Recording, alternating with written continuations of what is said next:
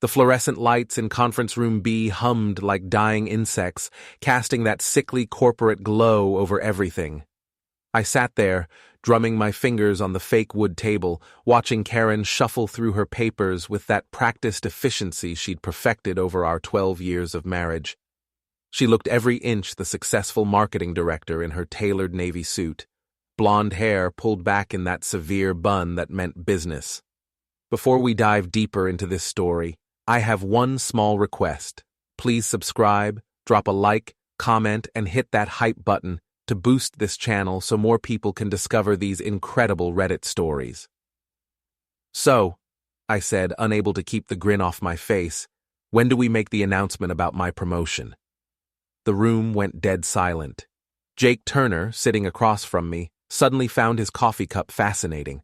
Tina from HR stopped typing on her laptop and looked up with barely concealed glee.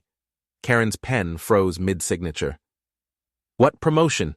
Karen asked, her voice carrying that dangerous edge I knew too well from our fights at home. My stomach dropped like an elevator with cut cables. "The senior account manager position. We discussed it last month. You said it was practically guaranteed after the Morrison campaign success." Karen's smile could have cut glass. "Oh, that promotion. I gave it to Jake." The words hit me like a physical blow. Jake, my supposed friend, the guy I'd trained when he started here 2 years ago, finally looked up from his coffee. His expression wasn't apologetic, it was smug. "Sorry, Mark," he said, not sounding sorry at all. "I guess I forgot to mention it." Tina cleared her throat, consulting her tablet with theatrical precision. "The decision was finalized yesterday. Mr. Turner's new salary reflects a $20,000 increase, plus the corner office and the Morrison account oversight." $20,000. The exact amount Karen and I had discussed for our kitchen renovation. The amount we needed to finally fix the roof. The amount that would let us stop eating ramen twice a week. "But I brought in Morrison," I said, my voice sounding hollow even to myself. "I worked 60-hour weeks for 3 months. I missed our anniversary dinner for that pitch." "And Jake executed it beautifully," Karen replied, already moving on to other papers. "Sometimes leadership requires making difficult decisions, Mark. You'll understand when you're ready for real responsibility." The condescension in her voice made my teeth ache. This wasn't just my boss talking. This was my wife, dismissing me like a child who'd asked for too much candy. Jake leaned back in his chair, his confidence growing by the second. "Look, buddy, no hard feelings, right? Maybe next time you'll get it." Next time. Like I was some junior employee who needed to wait his turn, not the guy who'd been carrying this department while Jake spent his days perfecting his golf swing and flirting with the interns. "I need some air," I muttered, standing up so fast my chair rolled backward into the wall. "Mark," Karen called as I headed for the door, "don't be dramatic. We'll discuss this at home." I turned back, looking at the 3 of them sitting there like judges who'd already decided my fate. "Will we? Or will you just tell me how it's going to be, like always?" Karen's face flushed red. In front of her subordinates, she couldn't afford to look like she'd lost control of her husband. "That's enough. Take the rest of the day off. Cool down." "Take the rest of the day off," I repeated. "Right, because that's what you do with problem employees." I walked out, leaving the door open behind me. The entire office had gone quiet, 40 pairs of eyes tracking my movement as I made my way to my cubicle, my pathetic, windowless cubicle that Jake would never have to see again. My desk looked exactly like what it was, the workspace of someone who'd been passed over, old family photos, a dying plant Karen had given me last Christmas, stacks of reports that suddenly seemed pointless. I started shoving things into my briefcase with shaking hands. "Mark." Wes appeared beside my desk, his thick glasses reflecting the monitor light. Wesley Chen was the IT department's most valuable asset and my only real friend in this place. "You okay, man?" "Peachy," I said, grabbing the Morrison files. "Just living the dream." Wes glanced around, then slipped something into my briefcase. "You might want to look at that when you get home." he whispered. "I've been backing up the server drives. Sometimes interesting things turn up." I looked at him sharply, but he was already walking away, hands in his pockets, whistling like nothing had happened. The drive home took forever. Every red light felt personal, every slow driver like another conspiracy against me. Our house looked the same as always, modest colonial in a decent neighborhood, the kind of place that screamed middle management to anyone who cared to look. Karen's BMW sat in the driveway, which meant she'd left work early too, probably to prepare her defense. Inside, I could hear her on the phone in the kitchen, her voice carrying that fake warmth she used with clients. No, it'll be fine. Jake's much more suited for the position anyway. Mark's a good worker, but he lacks the killer instinct, you know? I set my briefcase down carefully, quietly. The killer instinct? Right. He's too soft, she continued, always worrying about feelings and fairness. That's not how you succeed in business. I opened my briefcase and found what Wes had slipped me, a USB drive labeled backup files in his neat handwriting. My laptop was upstairs in the home office, the room Karen had grudgingly let me set up when we bought the house. "Oh, he'll get over it," Karen was saying as I climbed the stairs. "He always does. Mark's not the type to make waves." The USB drive slid into my laptop with a soft click. The files that appeared made my blood run cold. Email chains between Karen and Jake going back 6 months, meeting schedules that coincided with my business trips, expense reports for hotel rooms and dinners I'd never seen, and buried in the metadata, something that made me laugh out loud. They'd been using the company cloud storage for their personal communications. "Mark?" Karen called from downstairs. "Are you up there?" "Just checking email," I called back, scrolling through message after message. "Jake, can't wait until Mark's out of the picture. Think he suspects?" Karen, "He's oblivious, always has been. Besides, what's he gonna do about it?" Jake, "True. Guy's got no backbone. Perfect marriage for you. Someone who won't fight back." Karen, "Don't be mean. He has his uses. He's good at the boring detail work. 12 years of marriage, and that's what I was to her. Someone to handle the boring details while she and Jake planned their future." I kept reading, my anger building with each message.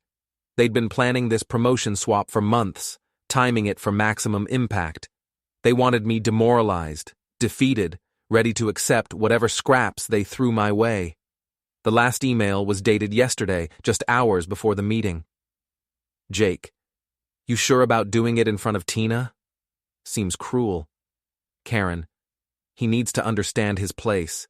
Public humiliation is the most effective teacher. Public humiliation." My wife had orchestrated my professional destruction as a teaching moment. I closed the laptop and sat back in my chair, staring out the window at our neighbor's perfectly manicured lawn. Mr. Henderson was out there with his leaf blower, methodically clearing every speck of debris from his driveway. Such attention to detail. Such thoroughness. Karen was still on the phone downstairs, probably calling her sister to share the good news about putting me in my place. She always called Jennifer when she'd won some victory, no matter how small. I opened the laptop again and started copying files to my personal cloud storage. If Karen thought I was too soft to fight back, she was about to learn something new about her husband. The boring detail work, she'd called it. Well, I'd always been very good with details. 3 days passed before Karen bothered to bring up the promotion again.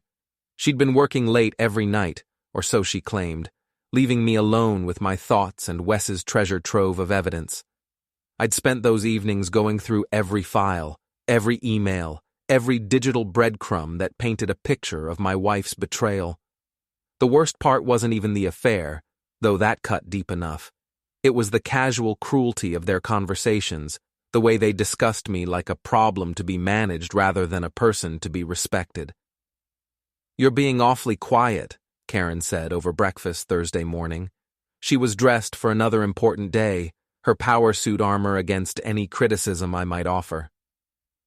"Just thinking," I replied, not looking up from my coffee. "About the promotion?" Mark, you need to understand that business isn't personal. I made the best decision for the company. I almost laughed. Business isn't personal. That's what she told herself while planning my humiliation with her lover. Of course, I said. You always know what's best. She studied my face, looking for signs of the rebellion she'd been expecting.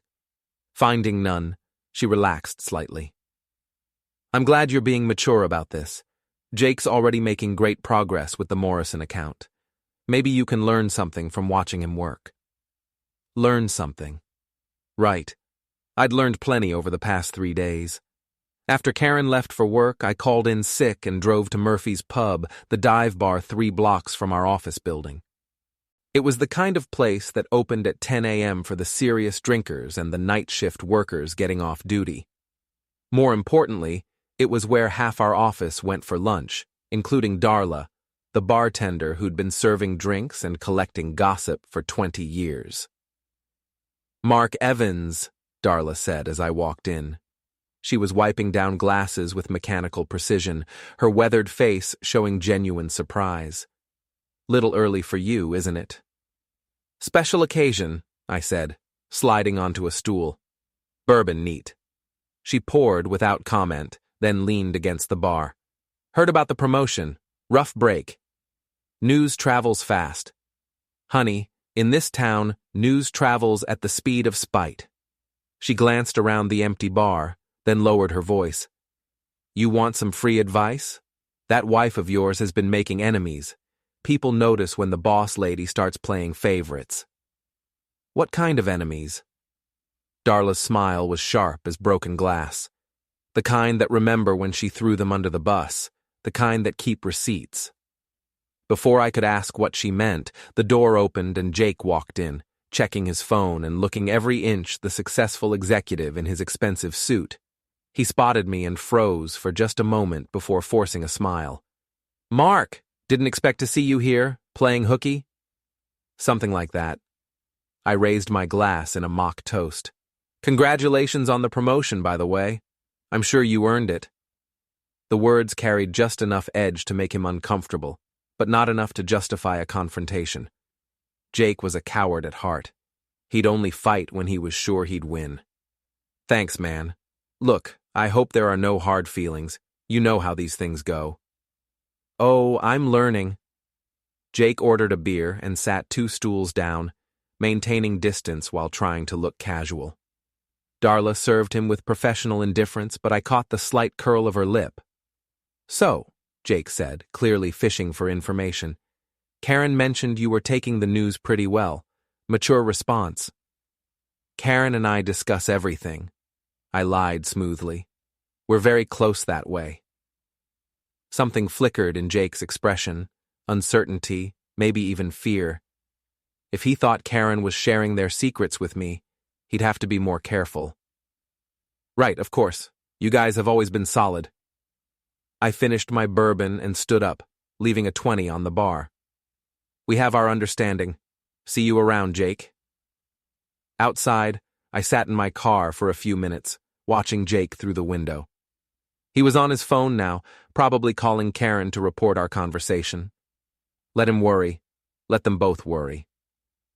My next stop was the office building, but not our floor. I took the elevator to the 15th floor where Brian Morrison worked for Apex Marketing, our biggest competitor. Brian and I had history. We'd worked together at my previous job before Karen recruited me to follow her to Hartwell & Associates. Mark! Brian stood up from his desk, genuine pleasure on his face. What brings you to the dark side? Coffee and conversation, I said. You free for lunch? An hour later, we were sitting in a quiet restaurant downtown, catching up on old times. Brian had done well for himself. Senior partner track, corner office, the whole package. So, he said eventually, I heard through the grapevine that you got passed over for the Morrison promotion. That's got to sting, especially since it was your account. These things happen, I said carefully. Do they? Because from where I sit, it looks like someone's trying to push you out. Karen's been making some interesting moves lately. I leaned forward. What kind of moves? Brian glanced around, then pulled out his phone. She's been reaching out to our clients, very quietly, testing the waters, seeing who might be interested in switching firms. Problem is, she's been promising them your work, specifically your Morrison strategy, without mentioning that you're not part of the package anymore. The blood roared in my ears. Not only had Karen stolen my promotion, she was stealing my work to benefit her new golden boy. That's interesting, I managed. More than interesting. It's actionable. Brian's smile was predatory. We've been looking for someone with your skills and inside knowledge. Someone who knows where the bodies are buried at Hartwell. I met his eyes. What did you have in mind? Come work for us. Senior account manager position, $25,000 more than whatever they're paying you now, plus commission. And Mark? We'd love to hear all about Karen's client poaching strategies. I pretended to consider it, though my mind was already racing ahead. I'd need to think about it, loyalty and all that. Of course. But don't think too long. Opportunities like this don't last forever. That evening, Karen came home in a particularly good mood, humming as she sorted through the mail. Good day? I asked. Excellent day. Jake closed the Morrison extension, and we're looking at 3 new potential clients. Things are really turning around. 3 new clients. Brian's clients, most likely. That's wonderful. Jake's really proving himself. He is. I'm thinking of recommending him for the regional manager position when it opens up next quarter. Regional manager. That had been my goal for the past 5 years. Fast track, I observed. When you find the right person, you don't waste time. She kissed my cheek absently. I'm going to work late tomorrow night. Jake and I need to prep for the Morrison presentation. Of course you do. After she went upstairs, I opened my laptop and composed a careful email to Brian. Nothing incriminating, just a request for more details about the position. But I copied it to my personal account and saved it in a folder labeled Insurance. Then I opened Wes's files again and started taking screenshots. If Karen wanted to play hardball, she was about to discover that her boring, detail-oriented husband had been paying very close attention indeed. My phone buzzed with a text from an unknown number. This is Gisela, Jake's girlfriend. We need to talk. Interesting. Very interesting indeed. Gisela Martinez turned out to be nothing like what I'd expected from Jake's Instagram posts. In person, she was smaller, sharper, with the kind of focused intensity that came from building a social media empire, one carefully curated photo at a time. We met at a coffee shop in the Arts District, far from anywhere we might run into office gossip. Thank you for meeting me, she said, sliding into the booth across from me. I wasn't sure you'd come. Your message was intriguing. What did you want to talk about? She pulled out her phone and showed me a screenshot of a text conversation. Jake's name was at the top, but the messages made my stomach clench. Jake. Can't make dinner tonight. Working late with Karen. Gisela. Again? That's 3 times this week. Jake. Big project. You know how it is. Gisela. I know how something is. She swiped to show me more screenshots, weeks of similar excuses, all involving late nights with my wife. At first I thought I was being paranoid, Gisela said. Jake's always been ambitious, always working late. But then I started paying attention to the patterns. What patterns? The nights he claims to be working late are always nights when you're out of town, business trips, client visits, that conference in Chicago last month, every single time. I felt something cold settle in my chest. You've been tracking my schedule? I follow your wife on LinkedIn. She posts about everything, your anniversary, your trips, your achievements. Very public, very perfect couple.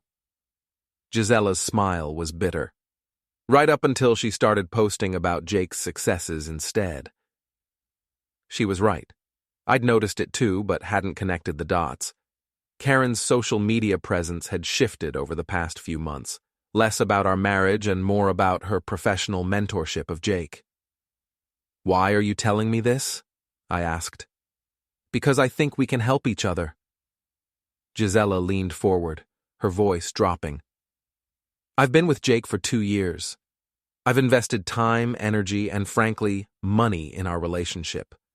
I'm not about to let your wife destroy that so she can play executive fantasy with my boyfriend. What do you want me to do about it?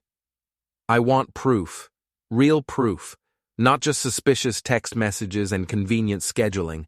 I want evidence that will destroy both of them professionally and personally. I studied her face, seeing the calculation behind the hurt. Gisela wasn't just a betrayed girlfriend. She was a businesswoman protecting her investment. And if I help you get this proof, then I'll help you get your revenge. I have 40,000 Instagram followers, 12,000 on TikTok, and connections throughout the city's social scene. When I destroy someone, they stay destroyed. The casual way she said it made me believe her completely. I'll think about it, I said. Don't think too long. Jake's getting sloppy, and Karen's getting confident. If we're going to move, it needs to be soon. That night, I lay in bed listening to Karen's breathing and thinking about Gisela's offer. My wife was curled on her side, as far from me as possible, without falling off the mattress. Even in sleep, she was pulling away. My phone buzzed with another text from Gisela. Jake just canceled our weekend plans. Emergency client meeting. Guess who the client is? I didn't need to guess. The next morning, Karen was practically bouncing with excitement as she got ready for work. Big day? I asked. Huge day. Jake and I are taking the Morrison clients to that new steakhouse downtown. If this goes well, it could mean a $50,000 contract extension. Sounds expensive. Company's paying, of course. This is too important to worry about the budget. After she left, I called Wes. I need a favor, I said when he answered. What kind of favor? The kind that requires your particular skill set and absolute discretion. There was a pause. How particular and how discreet? I need to know where my wife is at all times, real-time tracking if possible. Another pause, longer this time. Mark, that's pretty serious stuff. You sure you want to go down this road? I'm sure. Okay, give me 24 hours. And Mark, whatever you're planning, be careful. Karen's got friends in high places. So do I, apparently. That afternoon, I got a call from Brian. Have you thought about our offer? He asked. I'm very interested. When can we make it official? How about Monday? We'll have the contracts ready, and you can start immediately. There's just one thing. We'll need you to sign a non-compete clause waiver, standard procedure when hiring from a competitor. Of course. I assume that means I'll need to share certain insights about Hartwell's operations? Only what's legally permissible, naturally. Client lists, pricing strategies, that sort of thing. Naturally. After I hung up, I sat in my home office staring at the wall where Karen and I had hung our wedding photo. We looked so young, so hopeful. I'd thought I was marrying my partner, my equal. Instead, I'd married someone who saw me as a useful accessory, easily discarded when something better came along. My phone rang. Gisela. I've got something, she said without preamble. Jake just made reservations at the Riverside Inn for tonight. Room 247. He told me he was visiting his sick mother in Albany. The Riverside Inn. A boutique hotel 20 minutes outside the city, the kind of place that catered to people who valued discretion over luxury. How do you know about the reservation? I have my methods. The question is, what are you going to do about it? I looked at our wedding photo again, then took it down and put it in the desk drawer. I'm going to get proof, I said. Good. I'll meet you there at 8. And Mark, bring a camera. The Riverside Inn sat on a wooded lot overlooking the Hudson River, all rustic charm and romantic ambiance. The kind of place Karen and I might have gone for our anniversary if she hadn't been too busy working late with Jake. I parked in the back lot and waited, engine running, heat blasting against the October chill. At exactly 8 o'clock, Gisela's red Honda pulled up beside me. She got out wearing all black, looking like she was dressed for a heist. "Room 247, she said, sliding into my passenger seat. "They checked in an hour ago. I confirmed it with the desk clerk, told him I was Jake's sister and needed to drop off his medication." "You're good at this." "I'm good at a lot of things. That's why Jake's going to regret losing me."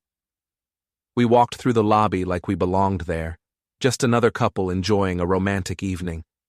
The elevator ride to the second floor was silent, both of us lost in our own thoughts about what we were about to do. Room 247 was at the end of the hall, corner unit with a view of the river. I could hear voices inside, muffled by the heavy door but unmistakably familiar. "How do you want to do this?" Gisela whispered. I pulled out my phone and started recording. "Fire escape?" She nodded toward the exit sign at the end of the hall. The fire escape was old but solid, wrapping around the building's exterior. From the landing outside their window, we'd have a perfect view. The October air was sharp and clean, carrying the smell of dying leaves and river water. Through the gauzy curtains, I could see two figures moving around the room. Karen was still in her business clothes, but Jake had stripped down to his boxers and undershirt. "Classy," Gisela muttered, holding up her own phone to record. "Told you he's getting suspicious," Karen was saying as she poured wine from a bottle that probably cost more than my weekly grocery budget. "He's always suspicious," Jake replied, accepting the glass. "Guy's paranoid by nature. That's why he'll never be management material. Still, we need to be careful. Mark's smarter than he looks." "Smart enough to figure out what we're doing?" Karen laughed, the sound carrying clearly through the window. "Please, if Mark was that smart, he wouldn't have married someone so far out of his league." The casual cruelty of it hit me like a physical blow. This wasn't just about the affair or the promotion. This was about 12 years of marriage that Karen saw as a mistake, a settling for less than she deserved. "Besides," she continued, "after Monday's board meeting, it won't matter what he suspects." Jake looked up sharply. "Monday's meeting?" "I'm recommending a departmental restructuring. Mark's position will be eliminated, and his responsibilities will be absorbed by other team members, mainly you." "You're firing him?" "I'm making him redundant. There's a difference. He'll get a severance package, maybe even a decent reference if he doesn't make trouble." Gisela grabbed my arm as I started to move toward the window. "Wait," she hissed. "Let them finish." Jake was pacing now, his confidence wavering. "Karen, that's his career, his whole life." "His whole life is what I make it," Karen said coldly. "It always has been. Mark's never had an original thought about his career. He just follows where I lead. Well, now I'm leading him out the door." "What about your marriage?" "What about it? We'll get divorced, split the assets, and move on. I'll wait a decent interval, then we can go public with our relationship. By then, you'll be regional manager and I'll be VP. Power couple, just like we planned." Power couple. They'd been planning my entire future destruction, mapping out their rise on the ashes of my career and marriage. "I love it when you're ruthless," Jake said, pulling Karen close. "You haven't seen Ruthless yet," she replied, and then they were kissing, hands roaming, moving toward the bed. I'd seen enough. More than enough. I stopped recording and motioned for Gisela to follow me back to the fire escape. "Jesus," she said when we were safely back in my car. "That was thorough," I finished. "Very thorough." "Are you okay? I mean, hearing all that..." I started the engine, surprised by how calm I felt. The anger was still there, but it was cold now, focused. "I'm fine. Better than fine, actually." "Better?" Now I know exactly what I'm dealing with. No more guessing, no more hoping I'm wrong. Karen wants to destroy my life? Fine. Let's see how she likes it when someone fights back. Gisela smiled, and for the first time since this whole mess started, I felt like I had a real ally. "So, what's the plan?" she asked. "Monday's board meeting is in 3 days. That gives us time to prepare a few surprises of our own." "What kind of surprises?" I thought about Brian's job offer, Wes's hacking skills, and the 40 hours of recorded conversations I now had stored in my cloud drive. The kind that will make Karen's restructuring proposal very interesting indeed. Back home, the house felt different. Karen's things, her books, her photos, her carefully arranged decorative objects, looked like props in a stage play, artificial and temporary. I walked through our living room like a stranger, seeing it all with new eyes. Karen's laptop was open on the kitchen counter, password protected but connected to our home Wi-Fi. I took a photo of the screen, then sent a text to Wes. "Can you help me with a technical problem tomorrow?" His reply came back immediately. "Already on it. Check your email in an hour." An hour later, I had complete access to Karen's personal and work accounts. Wes had outdone himself. Not only could I read her emails, I could see her calendar, her contacts, even her browsing history. The picture that emerged was even worse than I'd imagined. Karen hadn't just been planning my professional destruction, she'd been actively sabotaging me for months. Negative comments to clients about my work, subtle undermining of my projects, even a recommendation to HR that I might be struggling with personal issues that affected my performance. But she'd also made mistakes. Big ones. The hotel receipts were all charged to the company credit card, filed under Client Entertainment with fake client names. The restaurant bills, the wine, even a weekend trip to Boston, all paid for with company money and documented in meticulous detail. More damaging were the emails between Karen and Jake discussing specific client strategies, including confidential information that they were planning to sell to competitors. Not just unethical, potentially criminal. I spent the weekend organizing everything into a comprehensive file: photos, recordings, financial records, email chains, and a detailed timeline of their activities. By Sunday night, I had enough evidence to destroy both their careers and possibly send them to prison. But prison wasn't what I wanted. Prison would be too quick, too clean. I wanted them to experience the same slow-burning humiliation they'd planned for me. I wanted them to know what it felt like to have their entire world collapse in public, piece by carefully orchestrated piece. Monday morning, Karen left for work early, humming with anticipation for her big board meeting. She kissed my cheek absently and reminded me to pick up her dry cleaning. "Of course," I said. "Wouldn't want you looking anything less than perfect." "You're sweet," she said, already focused on her phone. "I'll be late tonight. Big celebration planned." "I'm sure there will be." After she left, I made 3 phone calls. The first was to Brian, confirming my start date and requesting an expedited background check. The second was to Gisela, giving her the go-ahead for Phase 1 of our plan. The third call was to the Hartwell and Associates board chairman, requesting an urgent meeting about financial irregularities I'd discovered in the marketing department. "How urgent?" he asked. "Urgent enough that you'll want to postpone this afternoon's restructuring discussion until after we talk." There was a long pause. "I'll see you at 11. At 10:45, I walked into the Hartwell building for what I knew would be the last time as an employee. I carried a leather portfolio containing printed copies of everything: every email, every receipt, every recorded conversation. Karen was in her office, probably rehearsing her presentation about why my position needed to be eliminated. She looked up and waved when she saw me, her smile bright and false. I waved back and kept walking toward the executive floor. Time to find out how much Karen enjoyed being the center of attention when the spotlight revealed more than she'd planned to share. The board meeting was scheduled for 2 o'clock, but by noon, the entire executive floor was buzzing with activity. I'd spent an hour with Chairman Peterson, laying out the evidence in careful, methodical detail. His face had gone through several color changes during my presentation, settling on an alarming shade of purple by the time I finished. "Jesus Christ, Mark," he'd said, staring at the hotel receipts. This is a goddamn disaster." "Yes, sir, it is." And you're sure about all this? The recordings, the financial irregularities, the client information sharing? I'm sure. I've documented everything according to the company's own audit procedures.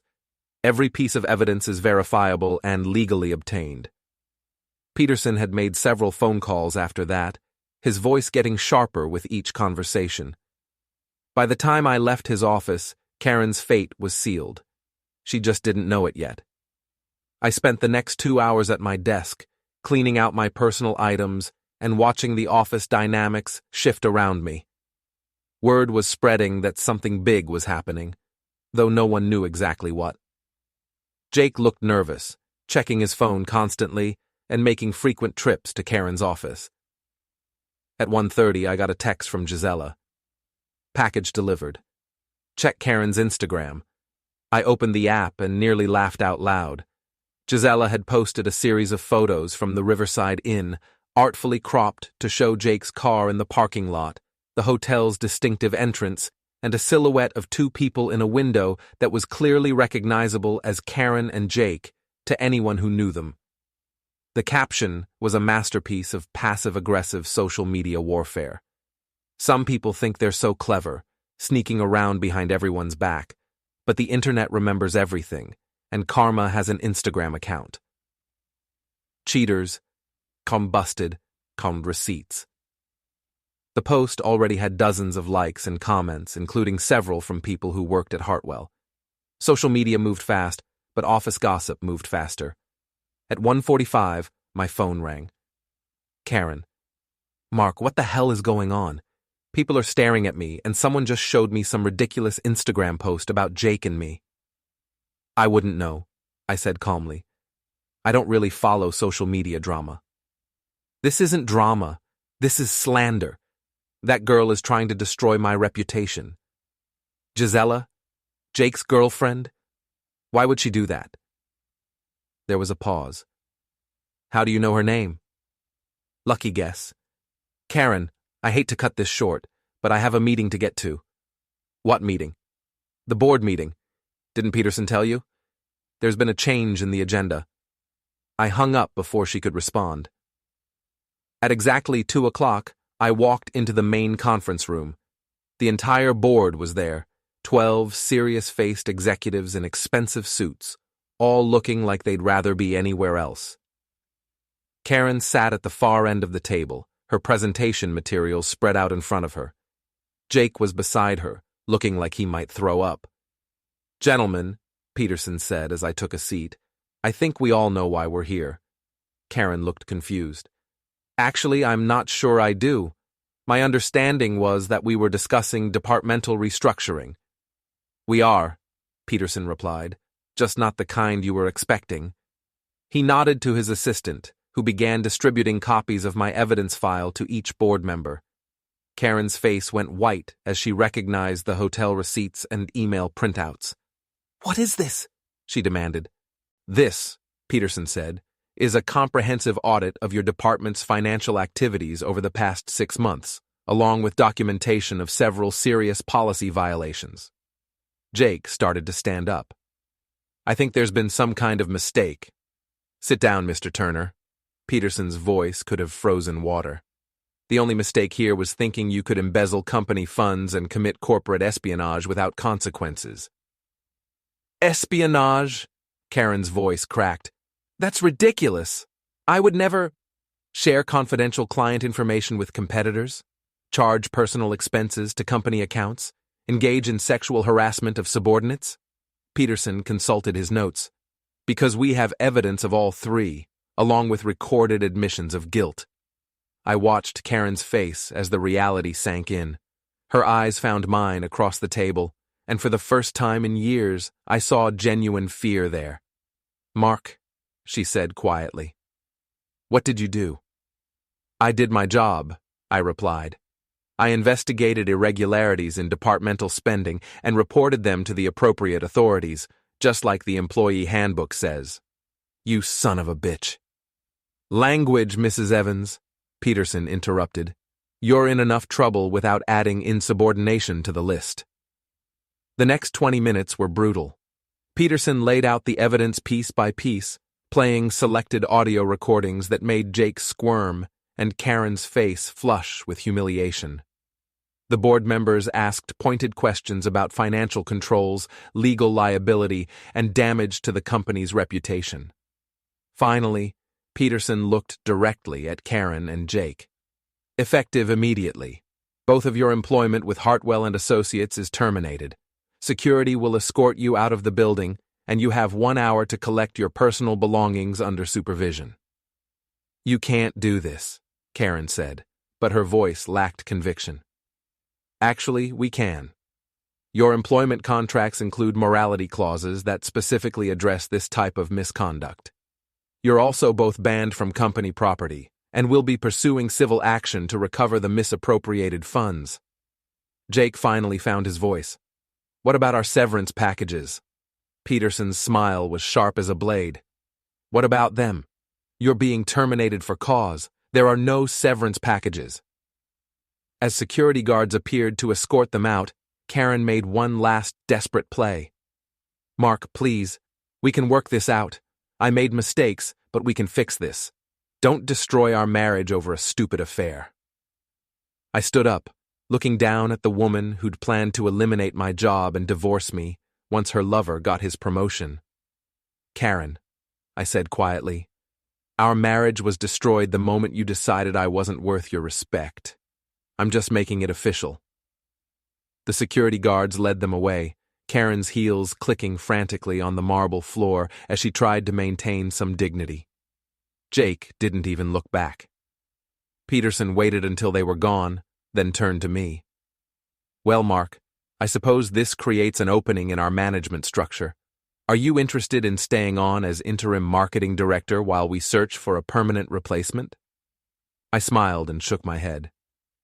Thank you, but I've accepted a position with Apex Marketing.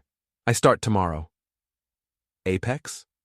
Peterson looked impressed despite himself. Brian Morrison's outfit, they're good people. Yes, sir, they are. Well, I can't say I blame you for wanting a fresh start. Will you at least stay on as a consultant during the transition? We'll need someone who understands the department's operations. I'd be happy to help. For the right consulting fee, of course. Peterson laughed. Of course. Send me your rates. I walked out of that building feeling 10 pounds lighter. In the parking lot, I found Gisela waiting by my car, her phone in her hand, and a satisfied smile on her face. How'd it go? She asked. Better than expected. They're both finished, fired, blacklisted, and facing civil lawsuits. Good. And Jake just called me, begging for another chance. Apparently, being unemployed makes him realize what he's lost. Are you going to take him back? Her laugh was sharp and bright. Are you kidding? I'm posting our breakup announcement tonight, along with a few more photos from their romantic getaway. Let him explain that to his next girlfriend. I got in my car and rolled down the window. Gisela, thank you. I couldn't have done this without your help. Thank you for giving me the chance to destroy them properly. It's been very therapeutic. As I drove home, I called Brian to confirm my start date and discuss my consulting arrangement with Hartwell. He was delighted to hear that I'd be bringing inside knowledge of Karen's client poaching strategies, along with a complete list of her contacts and pricing information. This is going to be a very profitable partnership, he said. I certainly hope so. At home, I poured myself a bourbon and sat in my office, looking at the empty picture frame where our wedding photo used to be.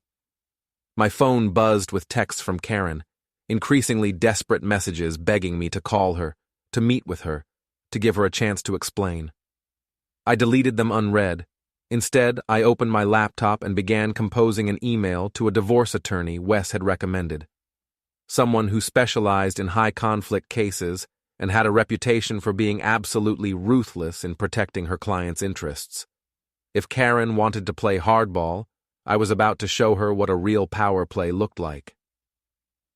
3 months later, I was sitting in my new corner office at Apex Marketing, reviewing quarterly reports that showed we'd successfully poached 6 of Hartwell's biggest clients. The view from the 20th floor was spectacular.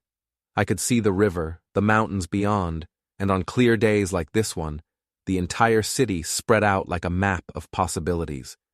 My assistant knocked and entered with the afternoon mail. "Mr. Evans, your attorney called. The divorce papers were filed this morning, and Mrs. Evans has been served." "Thank you, Janet." The divorce had been inevitable once the criminal charges were filed. Karen and Jake were both facing federal fraud charges for their misuse of company funds, and Karen's lawyer had advised her that a messy divorce would only make things worse in court. She'd agreed to my terms without much fight. I got the house, the car, and most of our joint assets. She got her legal bills and whatever was left of her reputation. My phone buzzed with a text from Gisela. "Check the news. Channel 7. I turned on the small TV in my office and found the local business report. The anchor was discussing Hartwell and Associates' ongoing legal troubles with file footage of Karen and Jake being escorted from the building by federal agents. The former marketing director and her associate are expected to plead guilty to multiple counts of fraud and embezzlement, the anchor said. Sources close to the investigation suggest they may face up to 5 years in federal prison. 5 years.